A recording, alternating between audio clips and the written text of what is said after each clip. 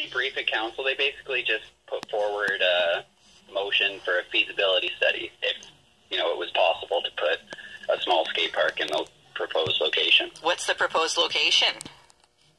Would have been the school that was torn down in between Ray and Retallick and 12th and Victoria. Okay. In the Cathedral area. And did you get any sense of what would be considered in this feasibility study? What kinds of things they might look at? Well, they were going to look at, obviously, the, amount of kids in the area, and then through public consultation, if, people are into it, if it's, going to fit with the neighborhood and that kind of stuff. The motion was literally, it was about a minute process spent on it, but it's just the beginning, and, it's a foot in the door, so it's really good. They didn't say no, anyway. No, it wasn't a no, so. So what would you like to see? Something like that. It doesn't have to be what, people picture as a skate park, like a huge space. It's something as simple as a couple benches, and they fit in with the overall aesthetic. And Connaught School had one, and I guarantee that most people wouldn't have even thought of it as a skate park. They're more of just, skate spots. Saskatoon has 6 of these parks. Really? The one at Imperial School, which is pretty whatever in my opinion, but it's there, it's something. So, and then there's what do you mean it's pretty whatever in your opinion? What does that mean?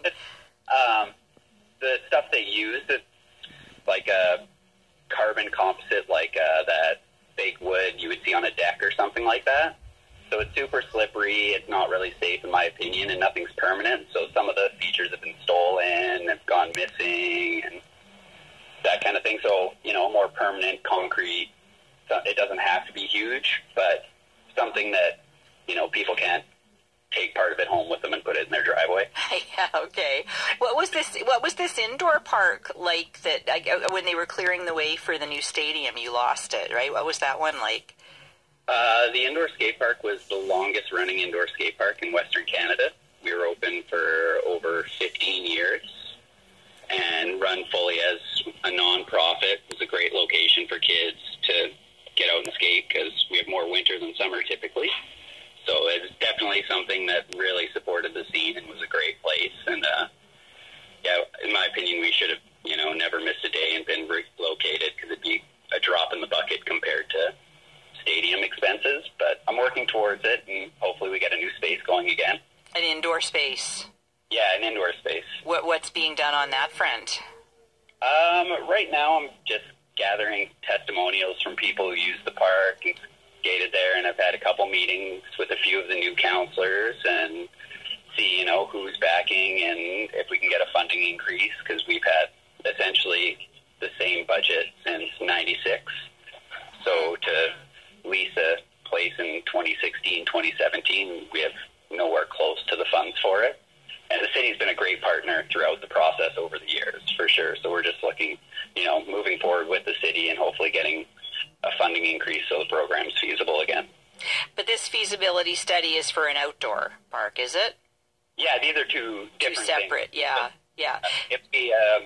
The idea would be like, a small skate park thing and then a playground upgrade and a spray pad, because Cathedral really doesn't have any spray parks in the close vicinity. So it would be like a multi-purpose outdoor area for use. So there's lots of options, and everyone has something to do there. Yeah.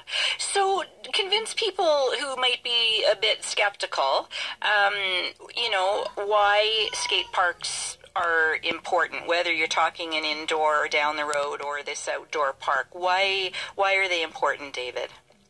It's really appealing to a lot of kids that are, I would say, from the more rebellious cut, such as myself, who don't want to, be a part of the team or aren't into team sports or can't even really, afford the cost of equipment and league fees and that. Skateboarding's pretty accessible price-wise. Mm-hmm. So it's easy for kids to get into, and you can do whatever you want with it. If you want to, practice hard and train, and now that it's in the Olympics, you can take that route. And if you just want to roll around and have some fun, that option too. And there's no coach, saying you got to make practice, you have to practice. And so I think that's really appealing to a lot of kids opposed to team sports. Yep, I hear you. I know a lot of those kids, and I was one of those myself. Thanks so much, David. Yeah, you're welcome. Thanks for having me. You bet. Bye. Right on. Bye. David Chapados is Vice President of Skate Regina. Your thoughts on these skate parks? What do you think? Indoor, outdoor, both of them? 1-800-661-7540 or drop us a line, morning edition at cbc.ca. Scott joins us now from the sports desk. Hello.